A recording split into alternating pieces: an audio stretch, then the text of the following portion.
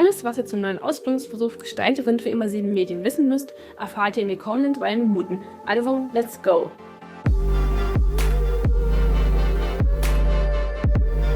Hallo, ich bin Jan und selbst Ausbilderin für den Beruf Gestalterin für immersive Medien.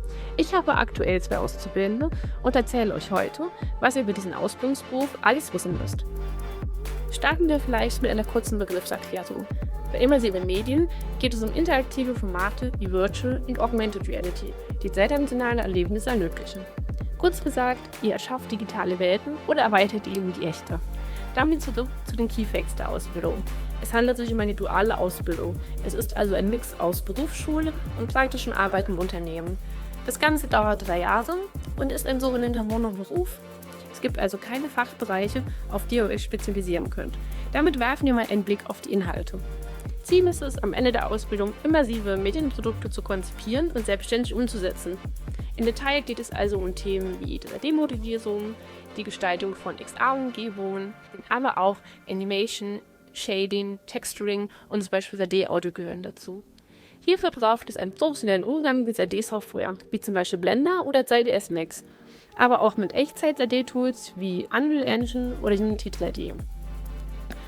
Für wen das Ganze jetzt immer noch interessant klingt, stellt sich die Frage, welche Jobmöglichkeiten bietet mir die Ausbildung eigentlich? Da immersive Technologien immer mehr Anwendungsbereiche finden, steigt auch die Varianz der zukünftigen Einsatzgebiete. Aktuell finden sich Jobs bei Medienunternehmen mit digitalen Schwerpunkt, wie zum Beispiel Animation oder Filmproduktion, aber auch in Marketingagenturen oder generell in IT-Unternehmen. Hier reicht das Spektrum von Gaming bis zu B2B-Projekten mit unterschiedlichsten Inhalten oder Aktionsmöglichkeiten.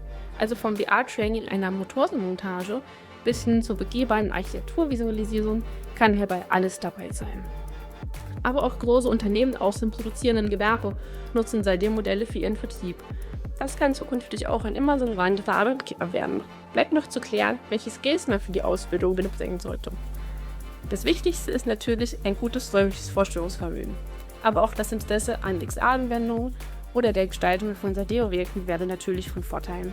Generell geht es bei der Ausbildung um einen guten Mix aus technischem Verständnis und Kreativität. Denn als gestaltender Beruf dreht sich im Daily Business viel um grafisch ansprechende Darstellung.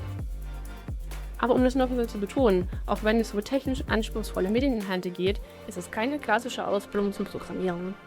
Wenn ihr jetzt über eine Ausbildung nachdenkt, habe ich noch einen Tipp für euch. Probiert euch einfach aus. Es gibt kostenlose 3D-Software und viele wirklich gute Tutorials, mit denen man nicht nur praktisch erfahren sein kann, sondern sich eben auch ein eigenes Portfolio anlegen kann. Das kommt bei potenziellen Ausbildungsbetrieben eigentlich immer gut an und viel wichtiger, ihr könnt euch im Vorfeld austesten. Ihr könnt sehen, ob die Arbeit mit 3D-Tools euch auch wirklich Spaß macht. Das soll jetzt bei so einem kurzen Überblick auch schon gewesen sein. Ich hoffe, ihr hattet Spaß. Schaut doch gerne mal auf unserem Kanal vorbei. Hier gibt es einen Einblick in unsere XR-Projekte, aber auch Footage unserer aktuellen Azubis für den GIM sind dabei. GIM, das ist übrigens die Kurzform für Gestalterin für immersive Medien. Macht's gut!